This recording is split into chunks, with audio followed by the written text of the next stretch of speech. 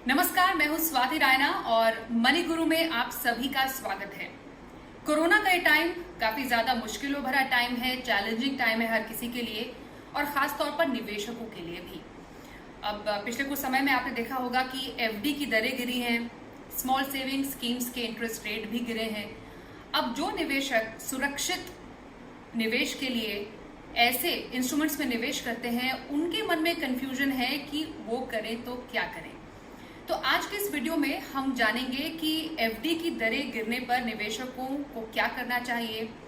साथ ही हम ये जानेंगे कि एफडी का क्या कोई विकल्प है जो आप ट्राई कर सकते हैं, इस पर भी आज हम चर्चा करेंगे।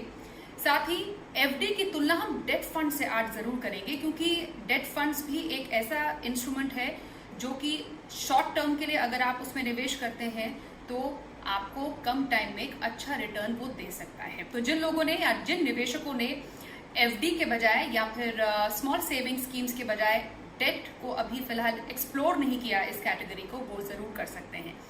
तो आज ये तमाम चर्चा करने के लिए हमारे साथ खास मेहमान है। आज हमारे साथ हैं certified financial planner Hemant Rustagi. Hemant ji, आपका बहुत स्वागत है हमारे इस स्पेशल एडिशन में।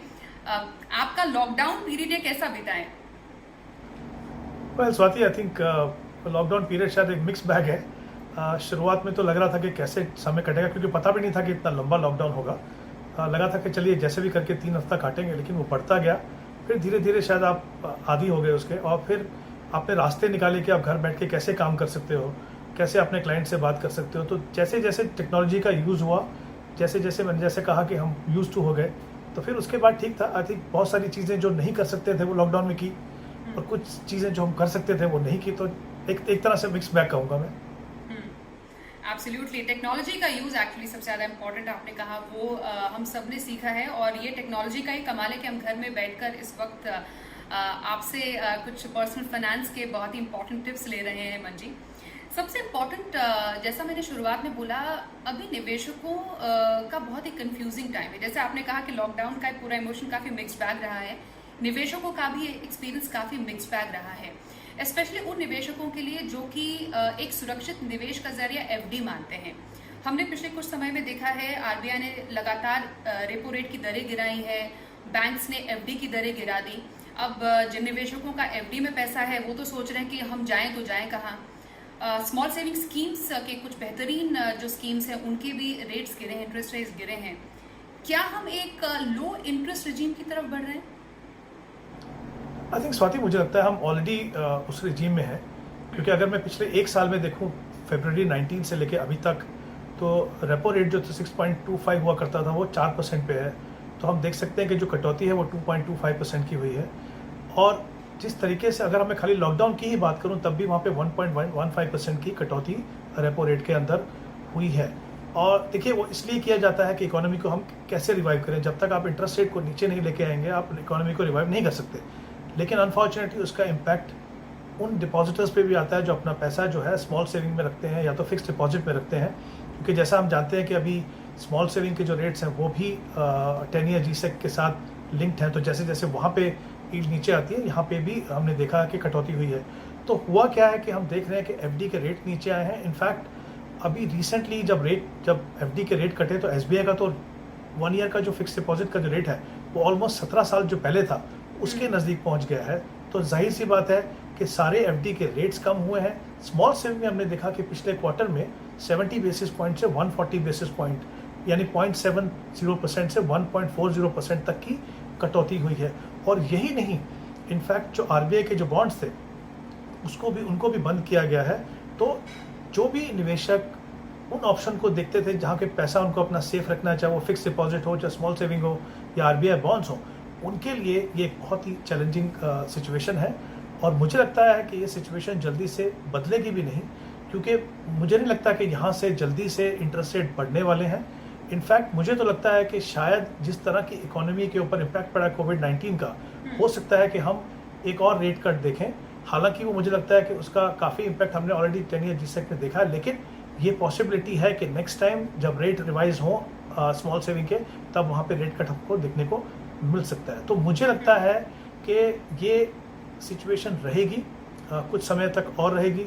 और कहीं ना कहीं जो निवेशक ऐसी ऑप्शंस को देखते हैं जहाँ पे उनको सेफ्टी लगे, तो उनको कुछ ना कुछ इससे आगे बढ़ के सोचने का समय आ गया है, क्योंकि जैसा मैंने कहा ये सिचुएशन जल्दी से बदलेगी नहीं। एब्सोल्युटली। अब जैसे हम न्यू नॉर्मल के लिए अपने आप को एडजस्ट करें, निवेशकों को भी इस इन्वेस्टमेंट के न्यू नॉर्मल के लिए अपने आप को एडजस्ट करने की जरूरत है। हेमंत जी, ऐसे में जो निवेशक ऑलरेडी एफडी में इन्वेस्टेड है या स्मॉल सेविंग स्कीम्स में उसका अच्छा खासा पैसा इन्वेस्टेड है, उसको अब इस गिरती दरों के साथ क्या स्ट्रैटेजी अपनानी चाहिए, क्या करना चाहिए निवेशक? देखिए, मुझे लगता है कि ये जो हम ऑप्शंस की हमने बात की, जैसे आरबीआई बॉन्ड्स तो बंद हो गए, मुझे लगता है कि पहले भी एक बार बंद हुए तो शायद दोबारा से आएंगे, लेकिन वहाँ पे रेट जो है कम मिलेगा। तो जहाँ तक एक वो ऑप्शन का सवाल है, दूसरा जो बैंक एफडी है या जो स्मॉल सेविंग है, वो तो है ऑप्शन आपके पास, चाहे कितना भी रेट उसका कम हो जाए। मुझे लगता है कि जो कंजर्वेटिव इन्वेस्टर्स हैं या जो वो इन्वेस्टर्स हैं जो मार्केट लिंक प्रोडक्ट में नहीं जाना चाहते, उनके लिए कहीं ना कहीं इसका रोल तो हमेशा रहेगा। शायद ये करने की ज़रूरत है कि अपने पोर्टफोलियो का कुछ हिस्सा, जैसे मैंने पहले कहा, समय आ गया है कि हम उसको थोड़ा सा आगे बढ़ के देखें, कुछ और ऑप्शंस को देखें, ताकि हम थोड़ा सा रिस्क लेके थोड़ा सा अपनी रिटर्न को बढ़ा सकें। तो जो impact come rate of return का हमारी स्मॉल सेविंग और जो फिक्स डिपॉजिट पे पड़ा है, उसको कहीं ना कहीं हम थोड़ा सा उसकी भरपाई कर पाए। तो शायद एक ऐसा पोर्टफोलियो बनाने की ज़रूरत है जो मिक्स हो। ये ऑप्शन तो हमेशा रहेंगी मुझे लगता है। इसके अलावा कुछ और ऑप्शंस डेफिनेटली ऐसी देखनी पड़ेंगी, चाहे वो मार्केट लिंक प्रोडक्ट हो, चाहे वो म्यूचुअल फंड्स हो, चाहे वो कुछ और प्रोडक्ट्स हो, डेफिनेटली उनको ऐड करने की ज़रूरत है। अब इस पूरी कैटेगरी में एक और काफ़ी पॉपुलर जो फाइनेंशियल प्रोडक्ट है, जो कैटेगरी है हेमंत जी, वो डेट फंड्स होते हैं। अब जो कंजर्वेटिव निवेशक, जो आपने जैसा कहा, वो यूजुअली एफडीज, बैंक एफडीज या स्मॉल सेविंग स्कीम्स में अपने आप को सुरक्षित समझते हैं।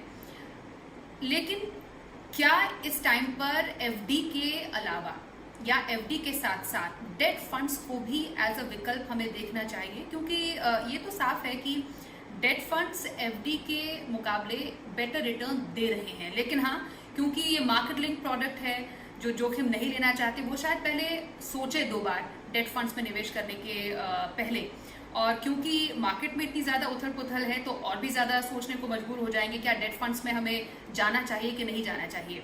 तो एफडी के निवेशक के लिए डेट फंड्स में जाने का आप विकल्प सुझाएंगे? देखिए स्वाति, डेफिनेटली मैं सुझाऊंगा। मुझे लगता है कि जैसा मैंने पहले भी कहा कि वक्त आ गया है कि हम पोर्टफोलियो का कुछ हिस्सा ऐसी इन्वेस्टमेंट ऑप्शन में डालें जहाँ पे शायद थोड़ा रिस्क हो सकता है, लेकिन वो भी अगर हम सही तरीके से ऑप्शन को चुने तो काफ़ी हद तक हम रिस्क को कम कर सकते हैं। तो दोनों का डिफरेंस समझते हैं। देखिए, एफडी, स्मॉल सेविंग, वो तो हम सभी जानते हैं वो है क्या। जो डेट फंड्स हैं म्यूचुअल फंड्स के, वो भी डेट इंस्ट्रूमेंट्स के अंदर इन्वेस्ट करते हैं। तो अच्छी बात ये है कि काफ़ी कैटेगरी के फंड्स हैं म्यूचुअल फंड्स के पास, ऑलमोस्ट 16 कैटेगरी ऑफ फंड्स हैं। तो शायद उनको चुनना थोड़ा सा इन्वेस्टर के लिए ओवरवेलमिंग हो सकता है, लेकिन फॉर्चुनेटली क्या है, हर डेट फंड के अंदर लिखा रहता है कि किस तरह का पोर्टफोलियो होगा, कितने टाइम होराइजन के लिए वो सही है। तो उसको अगर आप मैच कर लें तो आप सही चुनाव कर सकते हैं। अब देखते हैं ये इसका फ़ायदा क्या है। अगर आप मान लीजिए पैसा जो सेविंग बैंक में रखते हैं, उसके सामने अगर आप लिक्विड फंड है म्यूचुअल फंड का, तो आपको रिटर्न जो है 1.5-2% थोड़ी ज़्यादा मिल सकती है।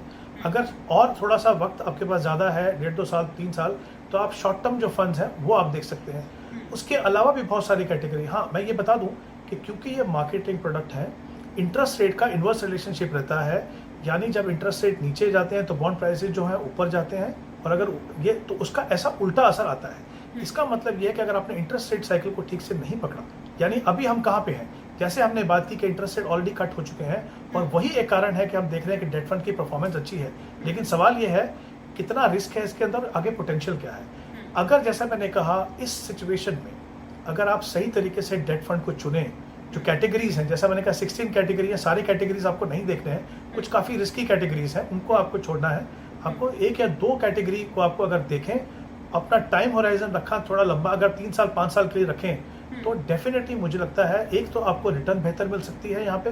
दूसरा, अगर आप हायर टैक्स ब्रैकेट में है 20 या 30% में, तो आपको जो इंडेक्सेशन का जो बेनिफिट मिलता है टैक्सेशन में, उससे आपकी पोस्ट टैक्स रिटर्न भी सुधर जाती है। तो कहीं ना कहीं मुझे लगता है ये सही विकल्प है, और समय आ गया कि जिन लोगों ने अभी तक, जिन इन्वेस्टर्स ने इन फंड्स में इन्वेस्ट नहीं किया, वो डेफिनेटली देखें। लेकिन मैंने जैसा कहा, कैटेगरी चुनना, सही कैटेगरी चुनना बहुत इंपॉर्टेंट है। ओके, कैटेगरीज की भी हम यहाँ पर चर्चा करेंगे हेमंत जी आपसे, लेकिन कई निवेशक हैं जो लगातार हमें सवाल पूछते रहते हैं और डेफिनेटली जो लोग हमें देख रहे हैं वो भी जानना चाह रहे होंगे कि अगर हम डेट फंड्स को एक तरफ रखें और एक तरफ एफडी को रखें, आपने डेफिनेटली दोनों के अपनी खासियत बताई ज़रूर है, पर अगर हम सिंपल वर्ड्स में अगर डेट फंड्स वर्सेस एफडी को अलग अलग पैमानों पर अगर आंकते हैं, जिसमें अगर हम रिटर्न की बात करें, लिक्विडिटी की बात करें, जोखिम की बात करें, टैक्सेशन की बात करें, तो इन चारों ही पैमानों पर एफडी और डेट दोनों में क्या डिफरेंस बताएंगे वेरी सिंपल वे में? आई थिंक ये काफ़ी अच्छा सवाल है।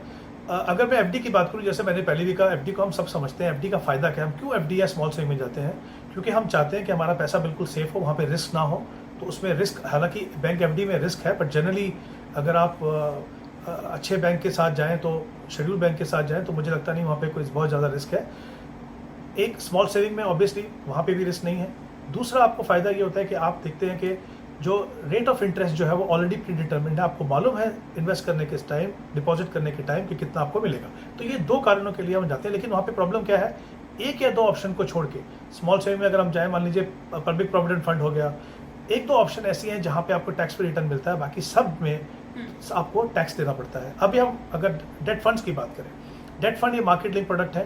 तो ये कहाँ इन्वेस्ट करते हैं? मनी मार्केट इंस्ट्रूमेंट में, शॉर्ट टर्म डेट फंड्स में, कॉर्पोरेट बॉन्ड में, गवर्नमेंट सिक्योरिटीज़ में इन्वेस्ट करते हैं। लेकिन जैसा मैंने कहा, ये मार्केट लिंक क्यों है? क्योंकि इंटरेस्ट रेट का जो मूवमेंट होता है उसका इम्पैक्ट इनके ऊपर पड़ता है। और इससे दो चीज़ें होती हैं। फ़ायदा ये है कि आपको रिटर्न अच्छा मिल सकता है, क्योंकि इनमें पोटेंशियल है कि एफडी से ज़्यादा रिटर्न दें आपको। और अगर इंटरेस्ट रेट साइकिल अगर ठीक से पकड़ा तो अच्छा रिटर्न मिल सकता है वहाँ पे। एक वो चीज़ है। दूसरा, टैक्सेशन की अगर मैं बात करूँ, बहुत ही इंपॉर्टेंट रोल प्ले करता है यहाँ पे, स्पेशली जो निवेशक हायर टैक्स ब्रैकेट में है। एफडी में अगर मान लीजिए 30% में है, आपने जो भी इंटरेस्ट लिया उसके ऊपर 30% टैक्स आपको पे करना है।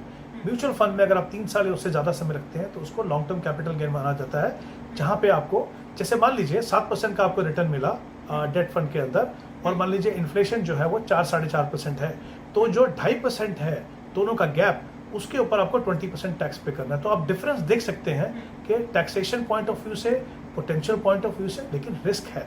रिस्क ये है कि इंटरेस्ट रेट मूवमेंट हो सकती है, डिफॉल्ट हो सकती है।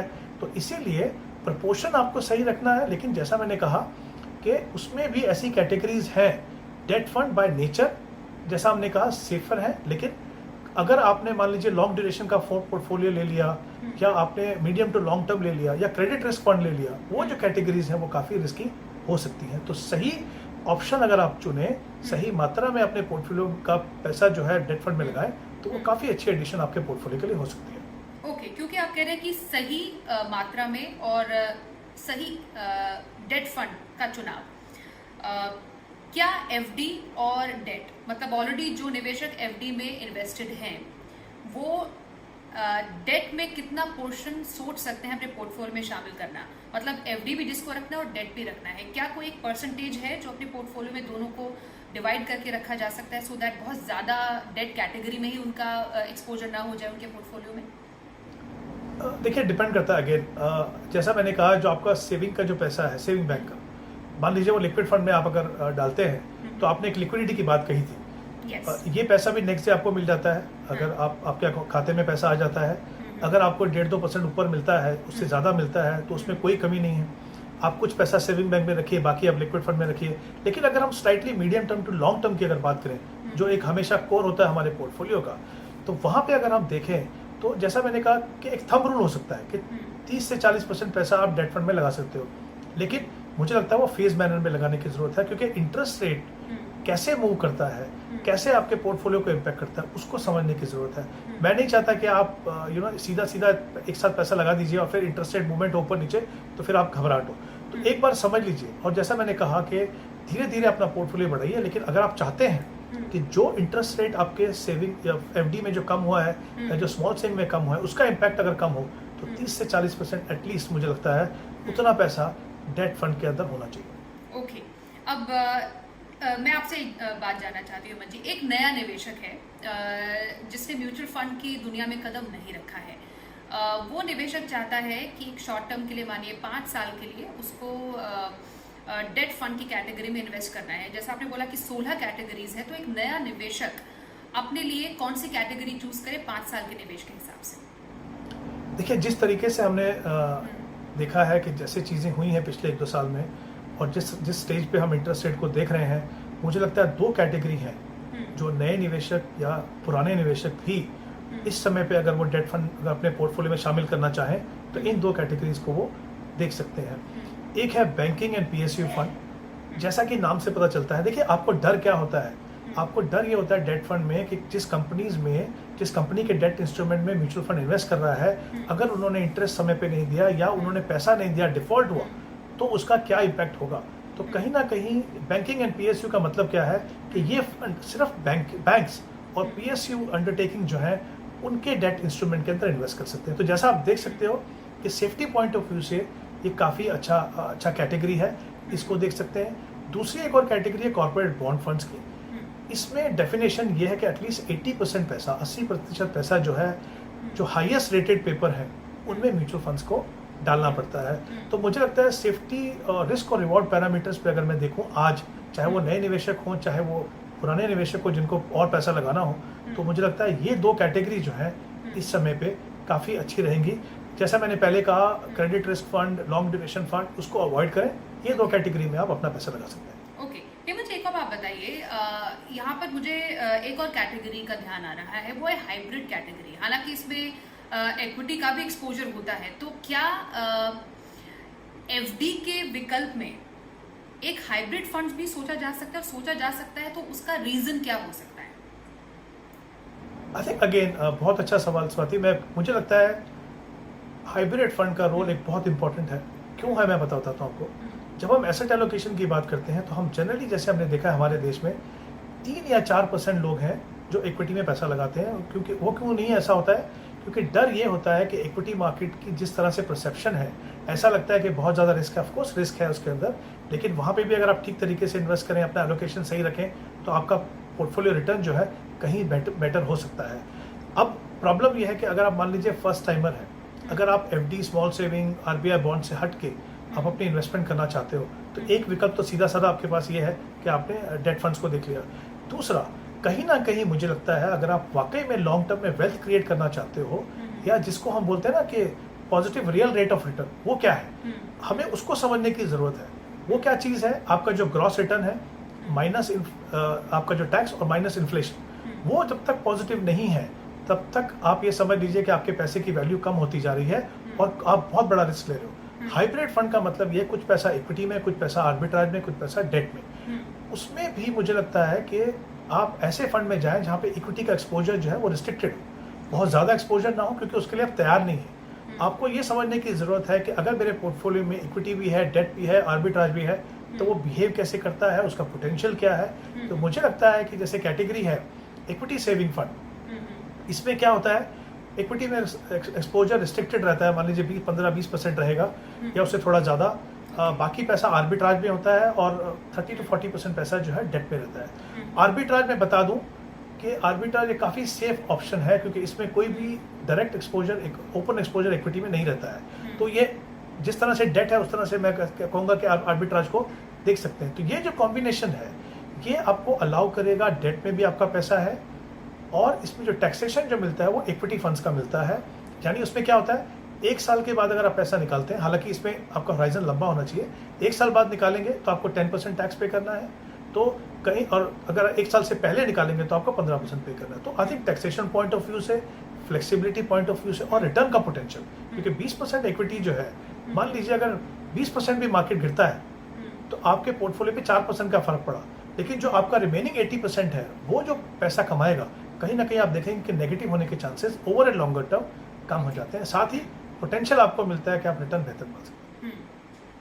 तो हाइब्रिड फंड्स का एक्सपोजर पोर्टफोलियो में कितना रखा जाए, मतलब डेट फंड्स और हाइब्रिड फंड्स दोनों को पोर्टफोलियो में शामिल किया जा सकता है? देखिए, डेट फंड का जैसे मैंने कहा 30-40% हो सकता है, ओके।